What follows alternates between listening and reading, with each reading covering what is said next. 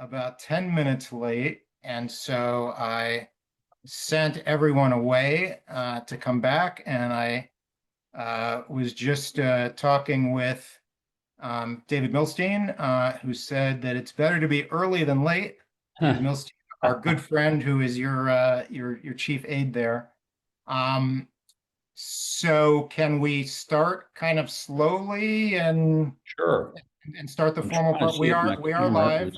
We are being watched by 55 members of the Conference of Presidents.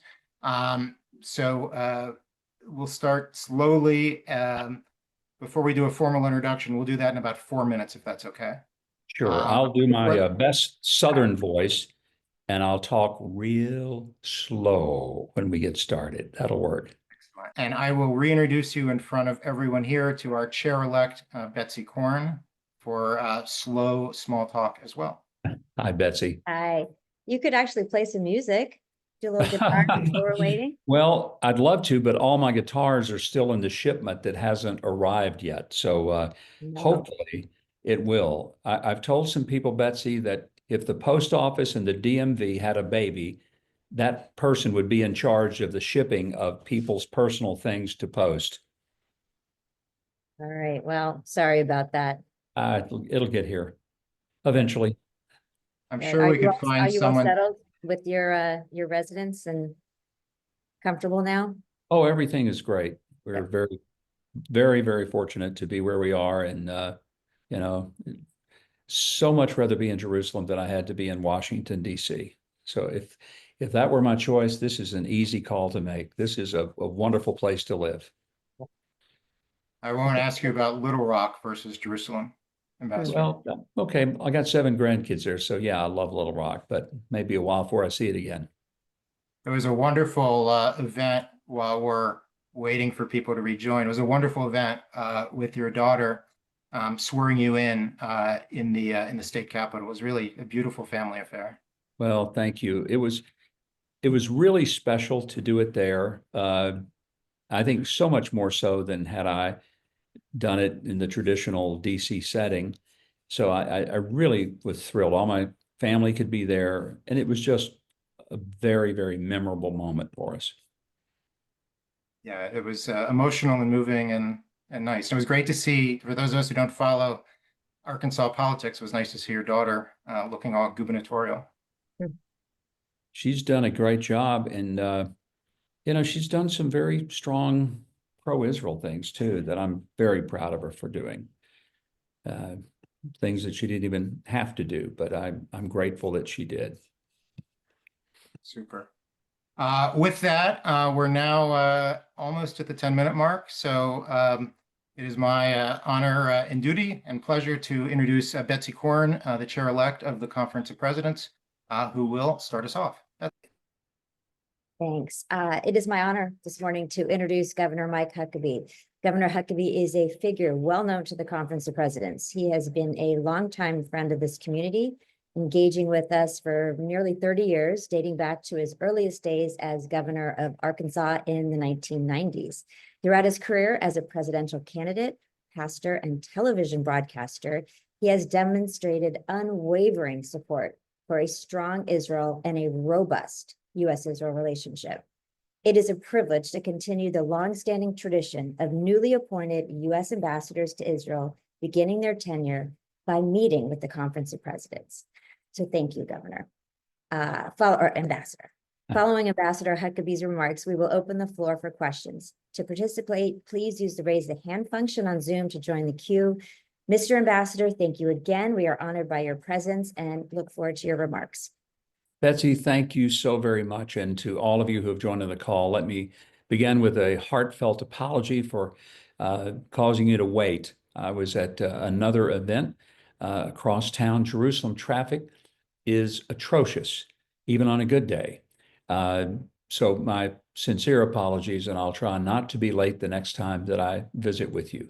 But I want to say what a privilege it is to be here. As Betsy mentioned, I've had a relationship with members of the Conference of the Presidents for probably 30 years, spoken to a few events, and it seemed like that most of the time when the Conference of Presidents was meeting in February, which tends to be, looks like the normal time you come, inevitably I would have one of the large tour groups that I would be bringing, and we would often be in the same hotel. I'd bump into you here and there.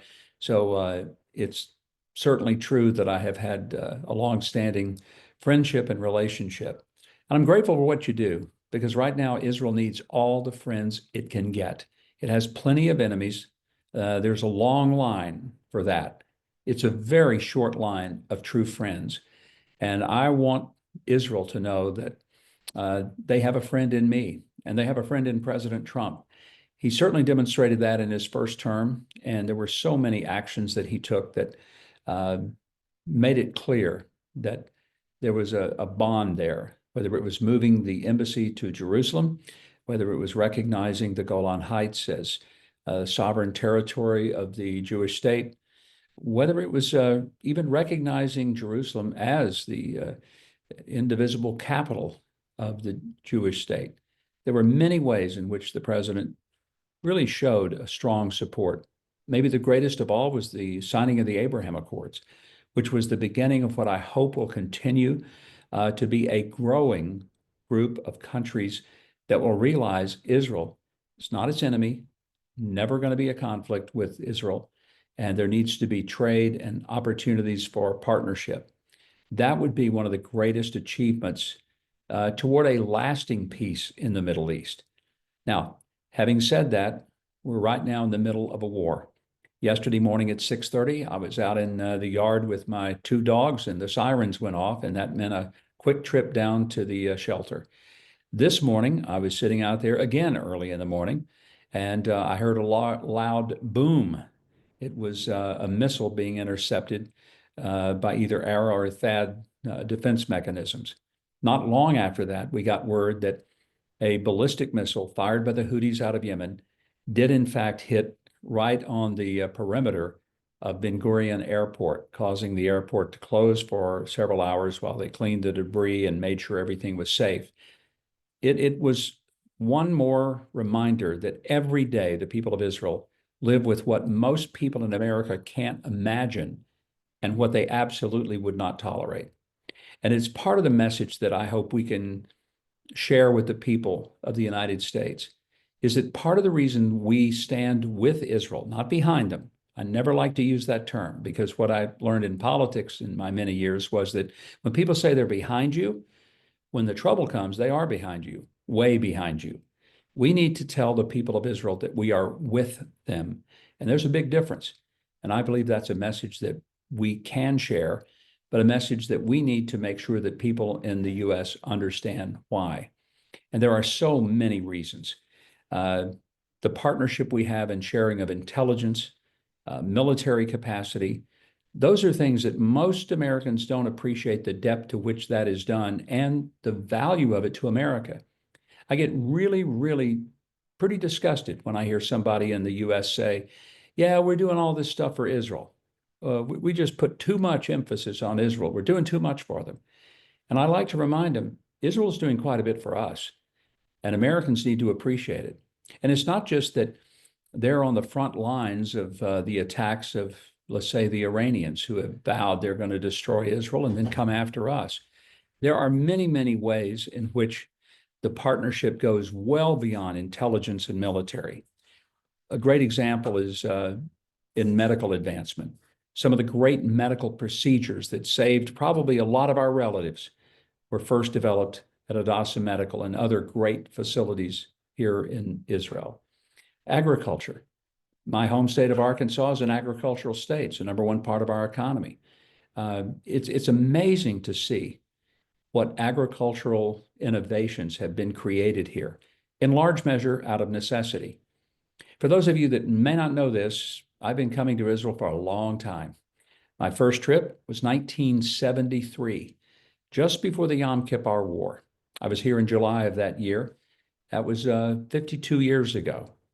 And I was all of 17 years old, a month away from my 18th birthday when I first came. People may not remember, but Israel was kind of a struggling country at that particular moment of its history.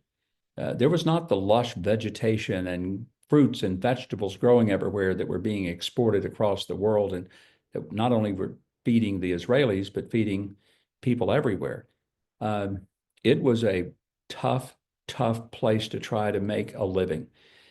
One of my favorite stories, I tell it often because it's pretty representative of how it worked. It was this Israeli farmer who bought a piece of land down in the Negev, and it was nothing but rock and dirt, and there was nothing growing on it. It didn't look like anything could ever grow on it. But in true Israeli fashion, he worked it hard. He put in drip irrigation. And after a few years of exceptionally hard work, he had an incredible, beautiful farm that was growing fruits and vegetables. And one day his rabbi came out to see him. And the rabbi looked around, remembering what a barren piece of property it once was. And the rabbi said, "Oh, my son, what you and God have done with this place." And with that, the farmer wiped the sweat off his brow and said, "Yeah, Rabbi, well, you should have seen it when God had it all by himself." And it's a great reminder. And the reason I love to tell that story is that, yes, I think God definitely has had a role in the miracle of Israel. There's no other explanation for it. But it's also because the incredible hard work of people who risk everything, literally risk their lives, their future, their family, their finances, to come to this land, to make Aliyah, and to build a place for their families to grow up in safety and security. Not that Israel has ever had it, at least on a sustained basis, but it gives the Jewish people across the world one place of absolute refuge. And it's why that I believe America must stand with Israel, because our values are built on that same Judeo-Christian understanding that the individual matters, that every single person has worth and value, and that we are not who we are because we're part of a collective. We are who we are because we are individually created, designed, and purposed by the Creator. So what a privilege to be able to be asked to serve as the ambassador to the state of Israel. When the president called me, not many days after the election, if you know President Trump, he doesn't ask you to do something. He tells you what you're going to do. So he called and I picked up the phone and he told me very bluntly, "Mike, you're going to Israel. You're going to be my ambassador." There was no talk of, would you think about it? Could you consider it? Would you talk to your family? It was cut and dried. But I told him, I said, "Mr. President, if you'd asked me to do anything else in the federal government, I would have told you no. I wasn't interested in babysitting some bloated bureaucracy in DC. Didn't need another title. Had a wonderful experience both in and out of politics. Wasn't looking for a job. But when you called and asked about this one, it is the one thing to which I could not say no. And I knew that for me, it was, I like to say, an Isaiah moment. Here am I, Lord, send me." So here am I. And I do believe I've been sent. I think there are incredible opportunities before us to build upon the Abraham Accords. My first and primary prayer, get our hostages out. We have Americans that are still being held hostage by the savages of Hamas. Getting them out is priority one. Bringing an end to the horrific war that has just taken the lives of so many people. First and foremost, the innocent Israeli civilians who were massacred by Hamas on October the 7th, by the many IDF soldiers who have died trying to rescue hostages and to bring some peace to the region. And tragically, there are thousands of people in Gaza who have tragically died because Hamas has insisted upon putting their civilian population right in the way of their military assets and targets. These are not people that are reasonable. These are not people who think about humanity. They're the enemies of everything that is good and right. And it really is a battle against good and evil. And we've seen it. And most of you have probably seen the videotape that was shot by the very savages of Hamas who proudly butchered innocent civilians, women, elderly people, disabled people, babies in their cribs. There's no way to describe the horrific nature of the attacks that they made on the people of Israel. So for all of those reasons, I consider it a greatest privilege of my life to be assigned to this job. I look forward to working with all of you, and I know you've got some questions, so I'll answer them until they get hard. And once they get hard, I'll say, gosh, I got to go. Actually, I'll look forward to questions no matter what they are. So Betsy, let me turn it back over to you to moderate, and we will go from there. Thank you, Mr. Ambassador, for those incredibly thoughtful and compelling remarks. We are fortunate to have you. As a reminder, if you'd like to ask a question, please click the raise the hand button. And while we are waiting for participants to queue up, I'll take the liberty of asking the first question. Mr. Ambassador, you've spoken quite frequently about the importance of enhancing security and intelligence cooperation between the United States and Israel. So can you maybe walk us through a few strategic priorities you have in this arena, particularly in relation to Iran and the regional proxies? Betsy, I think most people, they know that there is a threat from the Iranian regime, and there has been for 46 years. They've never been subtle. They've always said death to Israel and death to America. They've called Israel the little Satan. They've called America the great Satan. They have consistently said for 46 years that their goal was to annihilate Israel and to wipe it out, as the saying goes, from the river to the sea. And then not stop there, but to come after the great infidel, the United States. Put it in simple terms, they've always believed that Israel is the appetizer and the United States is the entree. That's not a good place to be. So there's a real sobriety about looking at what they're doing, why they're doing it, and recognizing that they've never really been a decent neighbor. They've never been an honest broker. They've never done things that really enhance the life and culture of their people. And in fact, the tragedy of Iran is that it once was one of the greatest cultures, most alive, educated, progressive cultures on the face of the entire earth. And when the radicals came in 1979, they destroyed not only so much of the educational system, the culture, the antiquities, the art, but they also really did everything they could to destroy the will, the heart, and the soul of the Iranian people. So I want to be real clear. I separate the Iranian regime and what it does from the Iranian people, who I'm sure would much rather live in the freedom they once enjoyed. Where we benefit is in the sharing of intelligence so that we know what they're planning, what they're plotting. We have a better understanding of when they're going to take action. We don't always know, and that's part of the problem. I think it's also fair to say that throughout the entire region, most of the Gulf states consider Iran a far greater threat than they ever consider Israel. That's one of the new realignments that's taking place throughout the Middle East, Betsy, is that there was a time when most of the nations of the Arab community believed that Israel was its enemy. Now, more and more, they realize Israel's never going to try to take land from us or overcome us. Israel just wants the land that they believe God gave them the title deed to 3,500 years ago through Abraham, and just let them use that, and to be able to raise their children and their future generations with peace and security. That's their quest. And it's not to take what someone else has, it's to take what should be theirs. And that's where the intelligence sharing and even the military hardware that we are able to share protects Israel, sure, but it also protects us, because Israel is indeed the canary in the coal mine. And whatever happens to the people of Israel, that's on deck for the people of the United States. Thank you, Mr. Ambassador. Now I will turn to Rahel Binder, who will announce the questioners. The next question is from Arthur Stark, past chair of the Conference of Presidents. Good evening, Ambassador.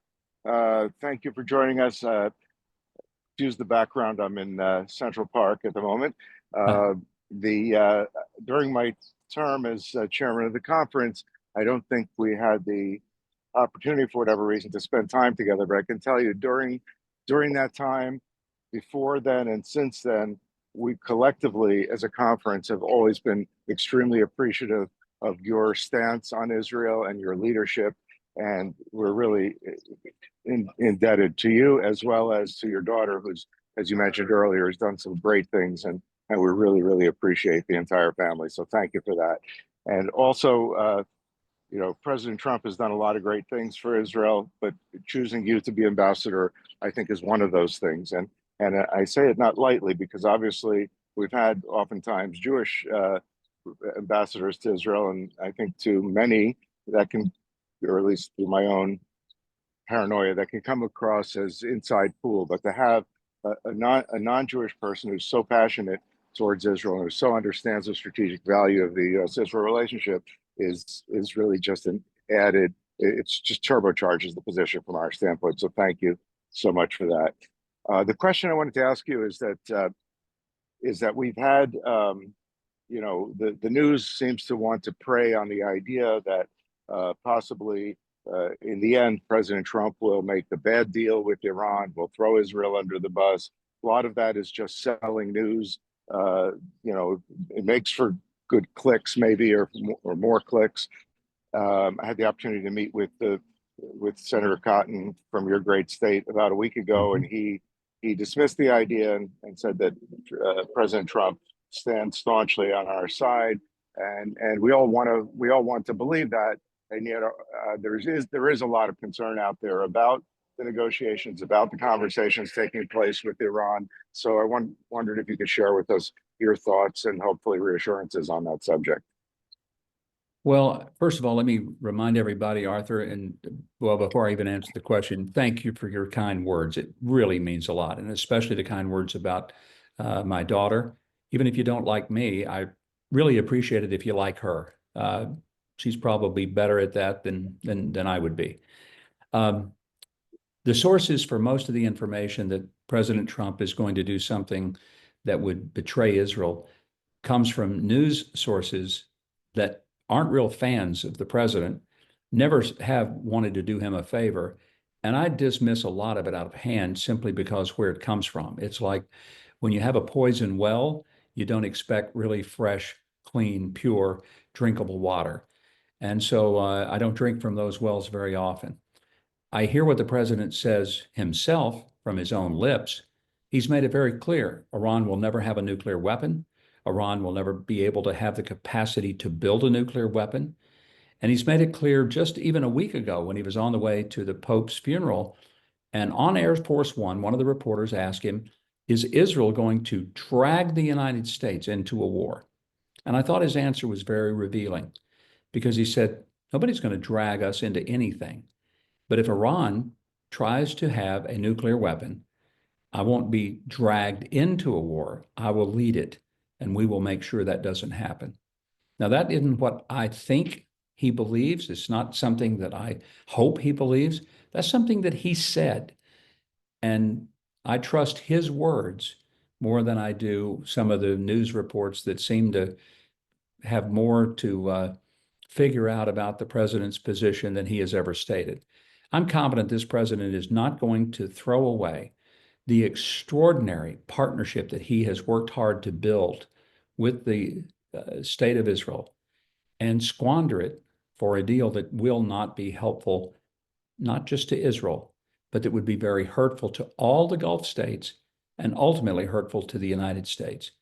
I believe one of the topics that will come up in the course of his upcoming trip when he goes to Saudi Arabia, to Qatar, and to the UAE is to reassure them that he is not going to look the other way and let the Iranians build a bomb for the simple reason that Israel is not the only one threatened by that. All of these Gulf state countries are very concerned about it, as they should be. And the proliferation of nuclear devices in the region would be detrimental to everyone. So I would say, listen to what he says, watch what he does, dismiss some of the news reports. I doubt they're very accurate. Next question is from Sheila Katz, CEO of the National Council of Jewish Women.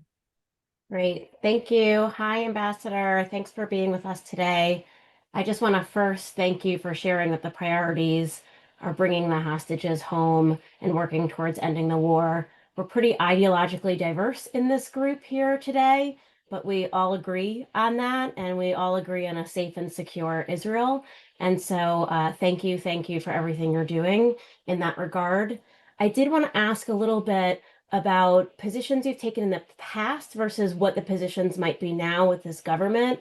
You've been on the record supporting expansions of the settlements in the West Bank, and you've shared before that you believe that Israel has the right to annex parts of the West Bank.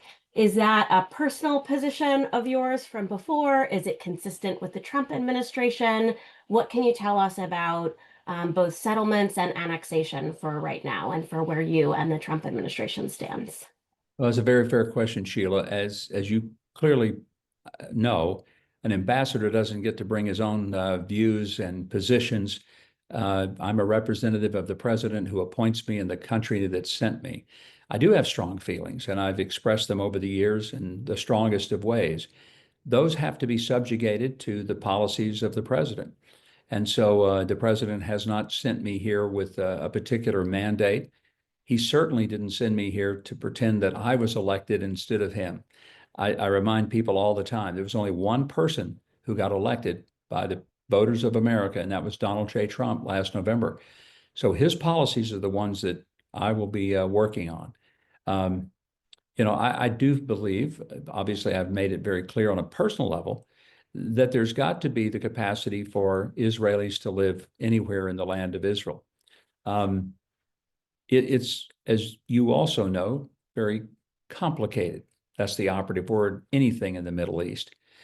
But what the president is going to choose to do is something that when he announces it, that will be my policy, because that's what he sent me here to carry out.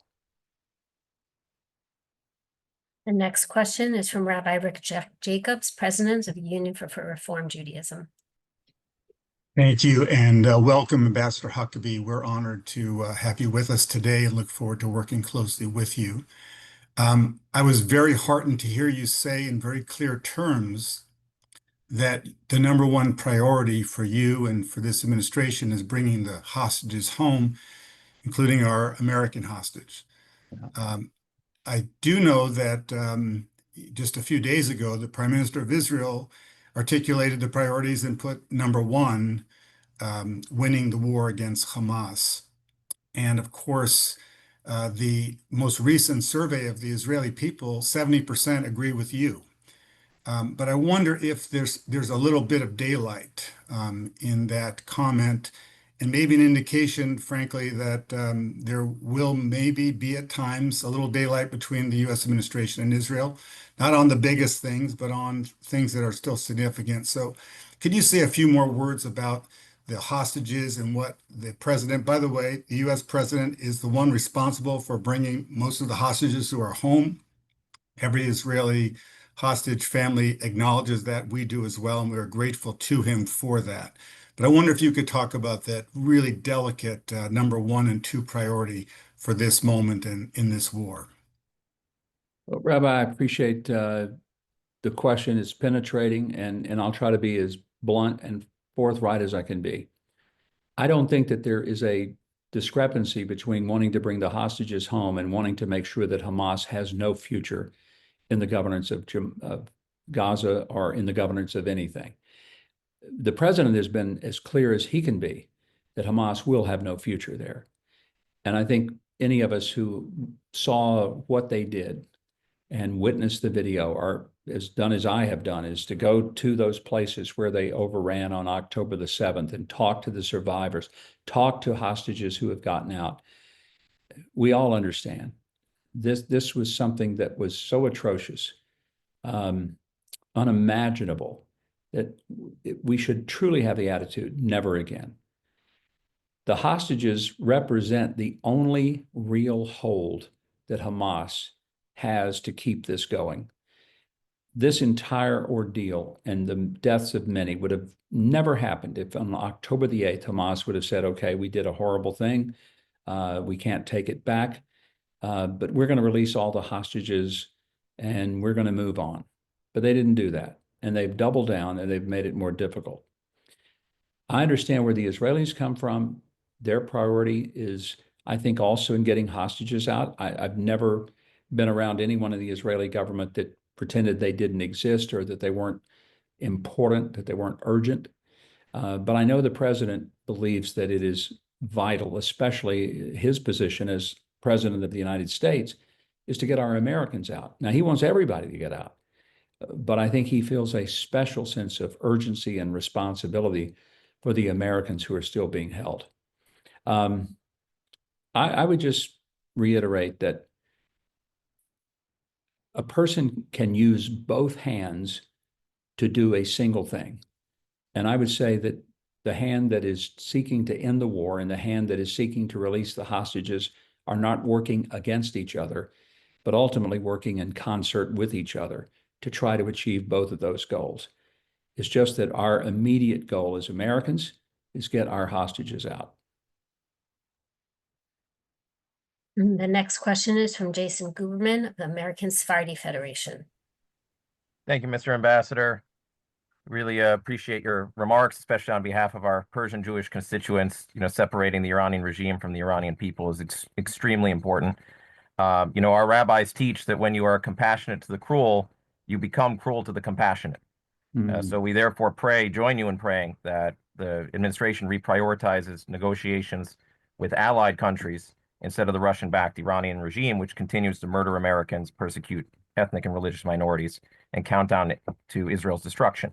My question, though, concerns not the speculation of the JCPOA-2 or expanding the Abraham Accords, although it's interesting how that speculation never involves Qatar.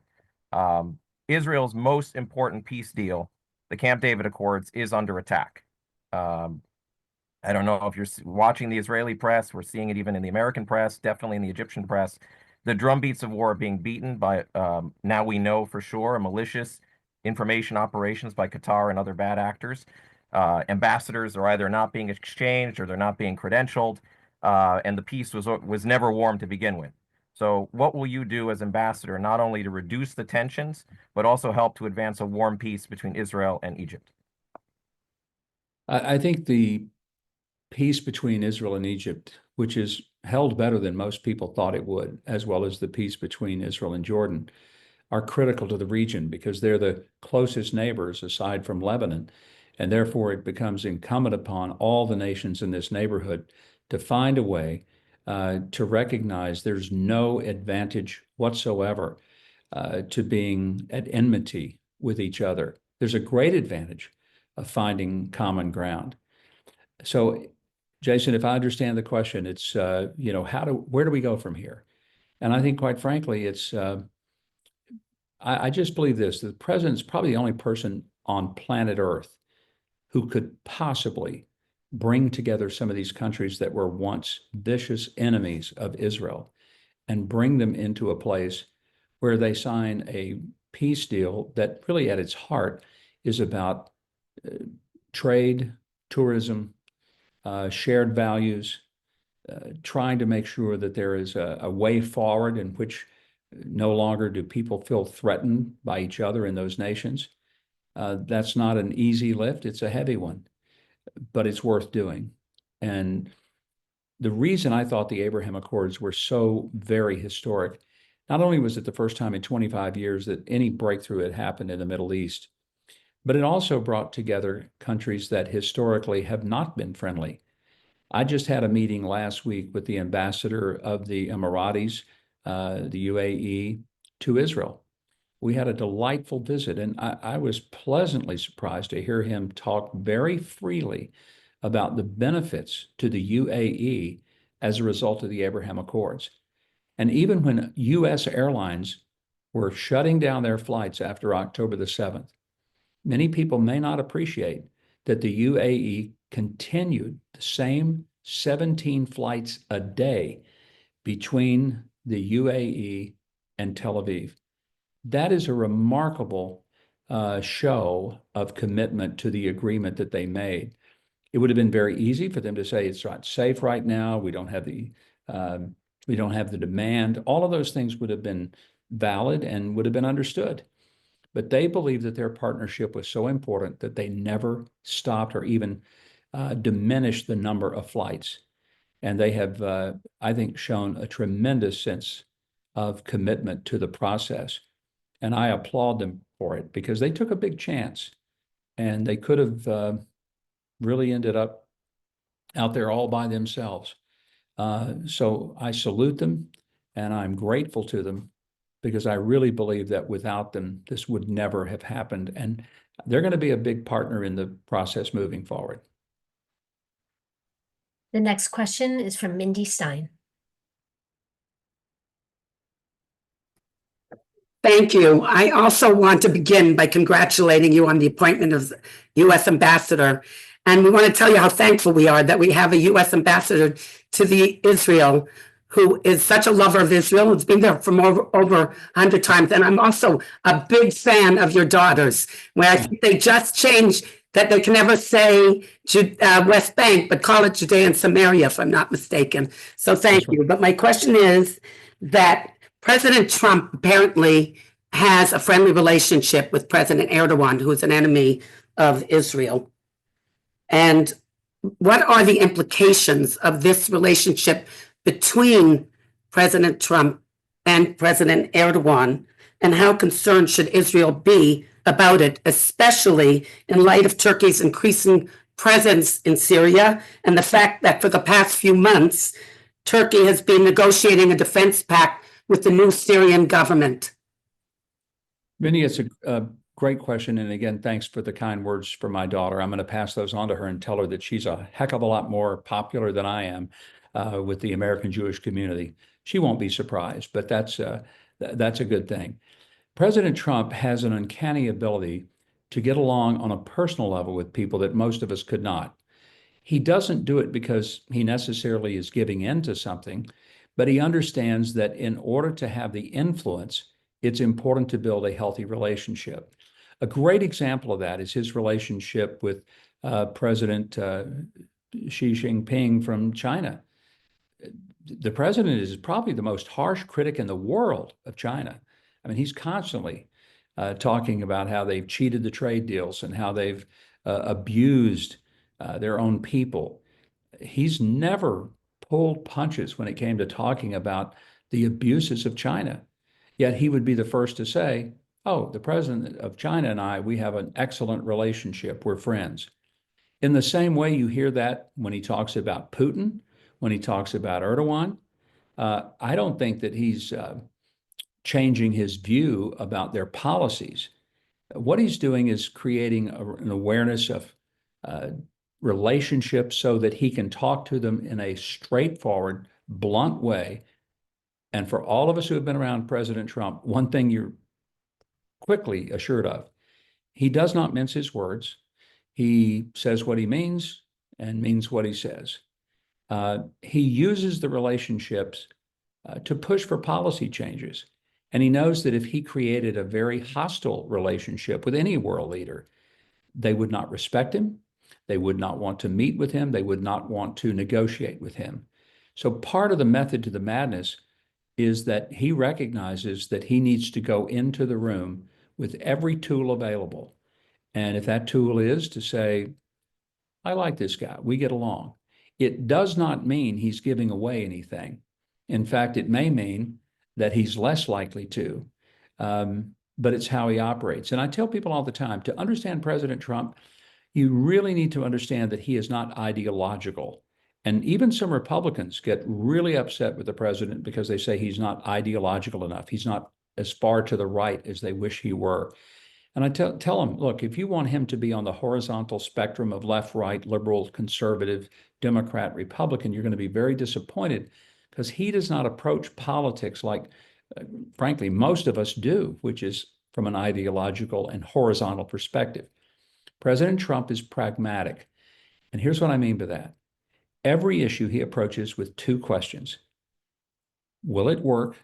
And will it make things better? That's what he's going to decide upon. Will it work and will it make things better?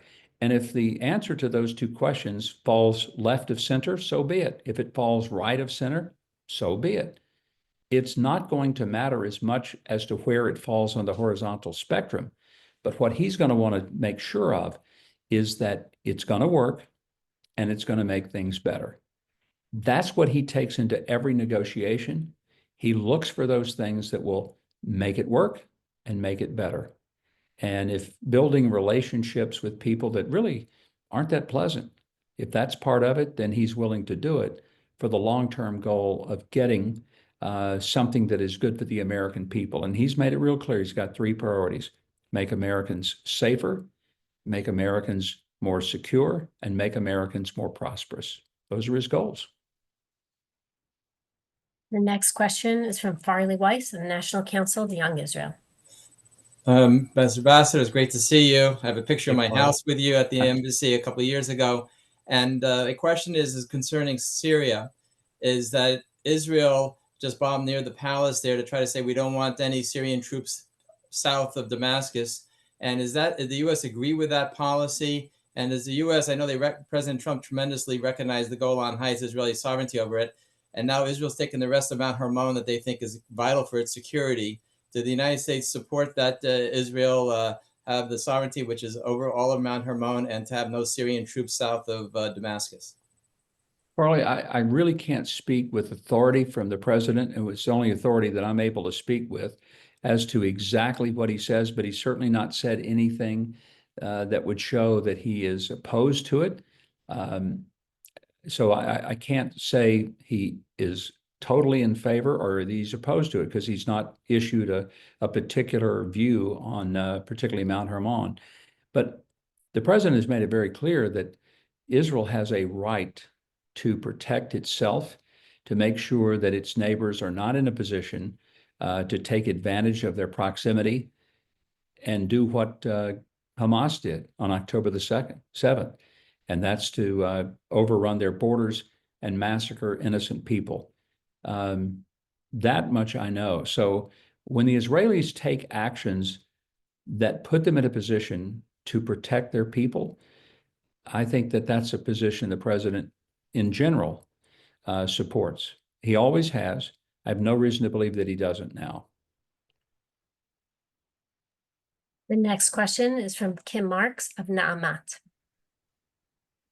Ambassador, welcome to Israel. I had the honor of being in the room last week when you addressed the JNS conference, and I will admit that you moved me to tears with what you said. So thank you very much for being here and for standing with Israel. There were so many things from that conference that, and I recommend to everyone, check it out, check all of the videos from the conference. There were so many things that were reported on that are coming out of the Trump administration that are seen as positive in combating anti-Semitism. And there was some great sense of hope in some areas, but at the same time, there is still rising anti-Semitism. And just this week alone, two cases of sitting elected leaders being targeted. Fetterman, some analysis is saying that it's his support of Israel that is behind the claims of his health deteriorating, and AOC was heckled as not, and she would never be confused in the dark as a supporter of Israel, of being a supporter of genocide. So do you fear the institutionalization of anti-Semitism, not just in our parties, but in our political bodies? And conversely, as was discussed at the conference, binding international law can be created outside of the UN by creating agreements with multiple nations to outlaw anti-Semitism. Is that something that we can do? Kim, I wish I could say that we could legislate what's in a human's heart. We can certainly set the standard. All legislation is legislating morality. I hear people say you can't legislate morality. Actually, that's what you do when you legislate. Morality is the standard. It's the standard we create. So all law legislates the morality, whether it's the morality of how fast you can drive or whether or not you can kill someone. But you can't legislate behavior. That's where it gets tricky. I think that the efforts that the US is taking, many states are taking, and that other nations are taking to combat anti-Semitism, they're very positive for the simple reason they're recognizing it and they're pointing it out as the evil that it is. I sometimes have tried to struggle with, why is there anti-Semitism? This is, for me, the big question. It's not that it exists, but why? Why would people hate Jewish individuals. There's no rationale for that. And anti-Semitism is the most irrational kind of hate there is because it's not based on any transaction. It's not based upon any particular behavior on the part of Jewish people that would cause me to decide that they're not worthy of my respect. I've come to the conclusion, and this may be controversial to some on the call, but it's what I truly believe.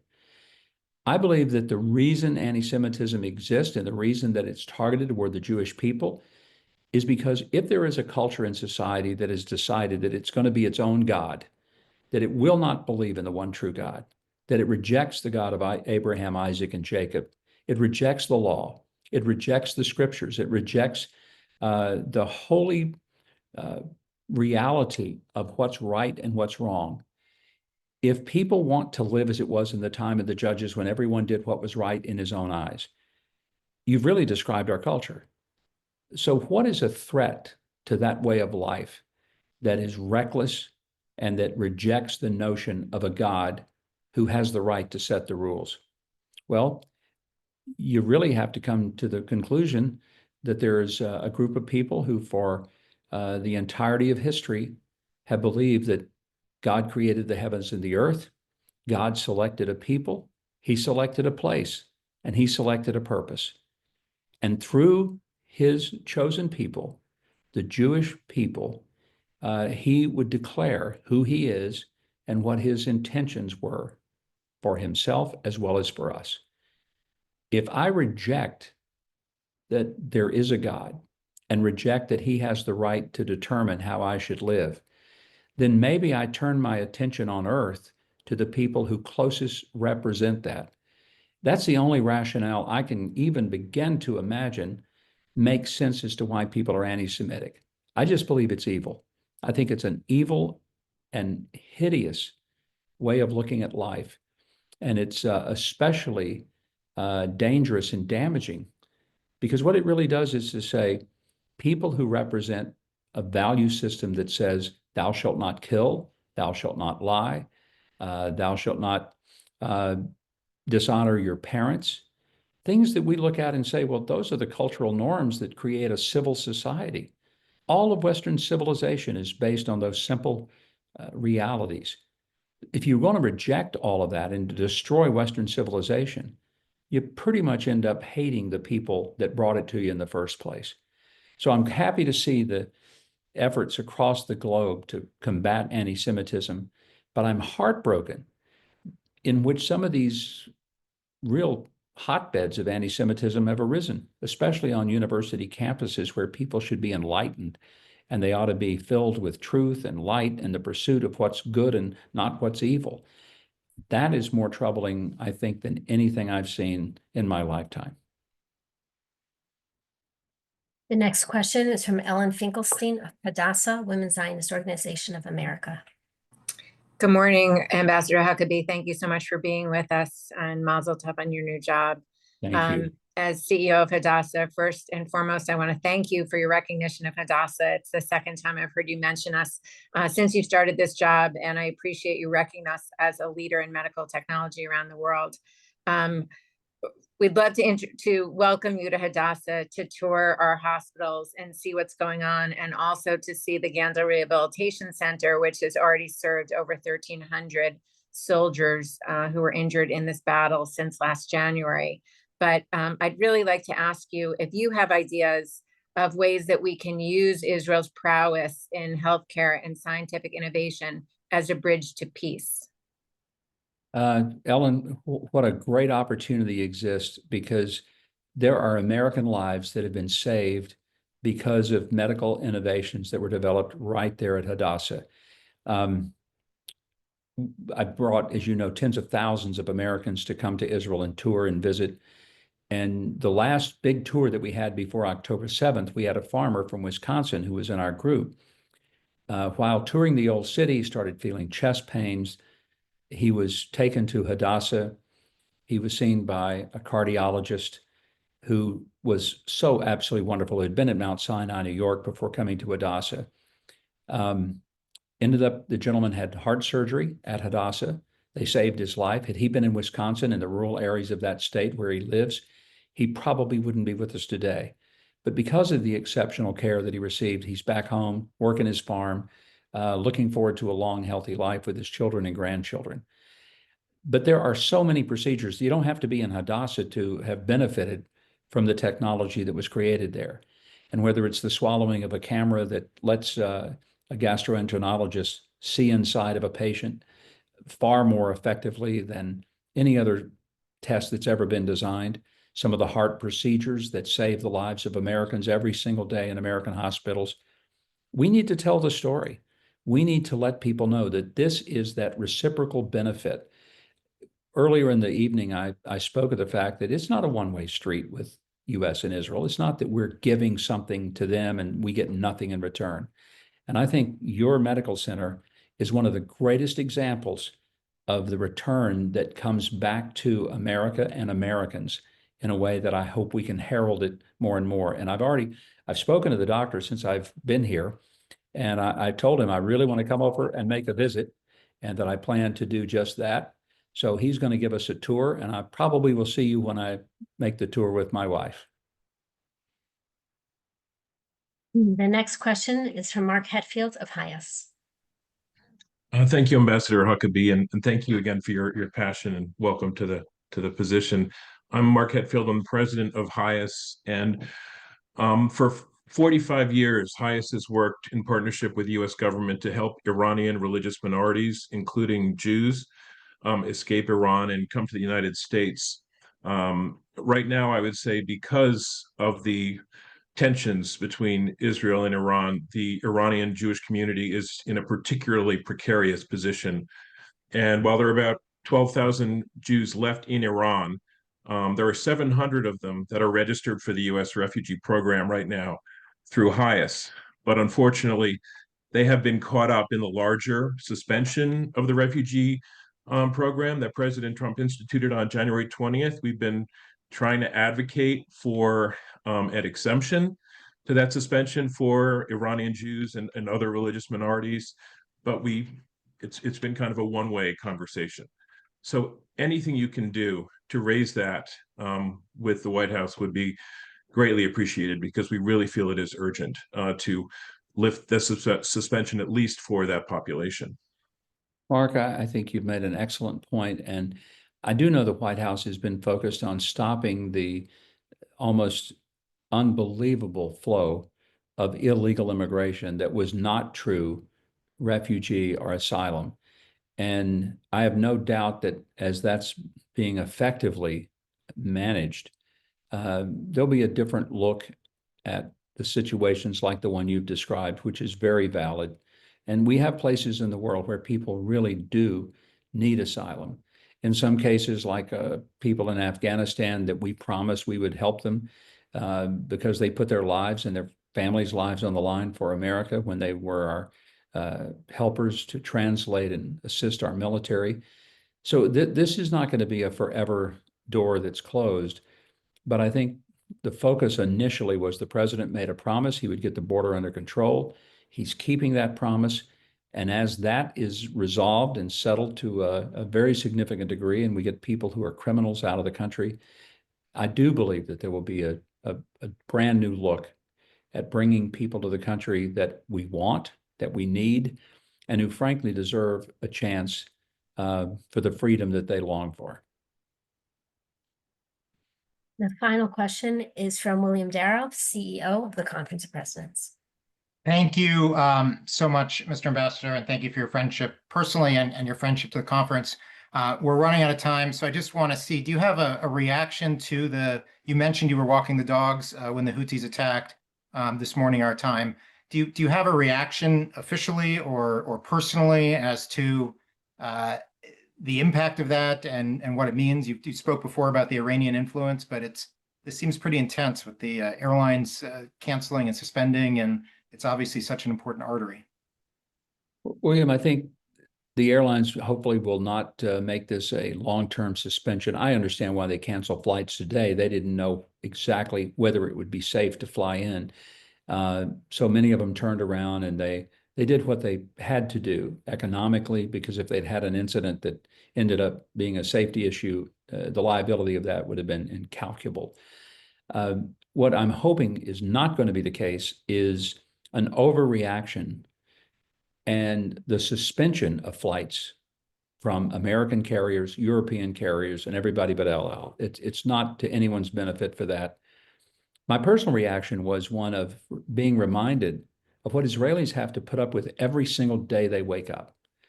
This is what I want more Americans to fully comprehend and appreciate. And the reason they really do need to stand with our Jewish friends in Israel is because every day the Israelis get out of bed, they don't know if they're going to hear the siren go off and have to rush their families to shelter, whether they themselves are going to hear the loud boom overhead of an Iron Dome or a THAAD missile or an Arrow missile, Arrow defense system taking down what was intended to kill civilians. And I hope everybody in the world will start understanding that Israel is not being targeted at its military installations. The targets are always its civilian population. What kind of people intentionally target innocent civilians? Well, it's the kind of people that don't deserve respect, but they must have a strong rebuttal, and there has to be consequences for that kind of action. William, I'll close with this story of visiting with a young Israeli mother back when I was here in September, not this September, but before that. And it wasn't that long after October 7th. I was up in the north. I was in some of the communities that have been hit really, really hard by Hezbollah. And I was talking to this young lady. She's in her 30s. She has 4 children. Her husband was in Gaza at the time in combat. And she just was expressing, not in a way of complaining or whining, but just stating a fact that every night, sometimes 2 and 3 times a night during that time, the sirens would go off. She would gather up her 4 children and she would rush them to the shelter in the middle of the night. And I never will forget what she said to me. She didn't even realize how profound it was. But she said, you know, I'm not complaining that my husband is in Gaza. He's there fighting for all of us to keep us alive. I'm not complaining about the fact that I have to take my children to the shelter, because this is what we do. She said, I'm just tired. I'm just tired. And I've tried to say, I pray for the day. My goal as ambassador to be here is I pray that one day that mother and every other mother in Israel will not be tired from having to rush their children to a shelter multiple times in the middle of the night. And they will be able to put their heads on their pillows and sleep the whole night through because nobody's out trying to kill them. That would be my prayer. I pray for the peace of Jerusalem as the scripture commands us. And I pray that we will work hard to achieve it and work even harder to keep it. Well, amen, amen, Mr. Ambassador. On behalf of Kelly Schleifer, our chair, who couldn't join us this afternoon, Betsy Korn, our chair-elect, and all of us with the Conference of Presidents, thank you so much for your friendship, for your support, and for your energy in moving forward the U.S.-Israel relationship. Thank you so much. We look forward to seeing you in Yerushalayim. We look forward maybe to the president stopping by Israel sometime soon. I'm sure that should be on his short list, and we look forward to celebrating that as well. Thank you, William. Thank all of you for joining the call. It's been an honor and pleasure to be with you. Thank you. Thank you very much. Be safe. Thank you, everyone. Don't forget, today's the last day to vote in the World Zionist elections. Thank you, everybody. Bye-bye. Thanks, Betsy.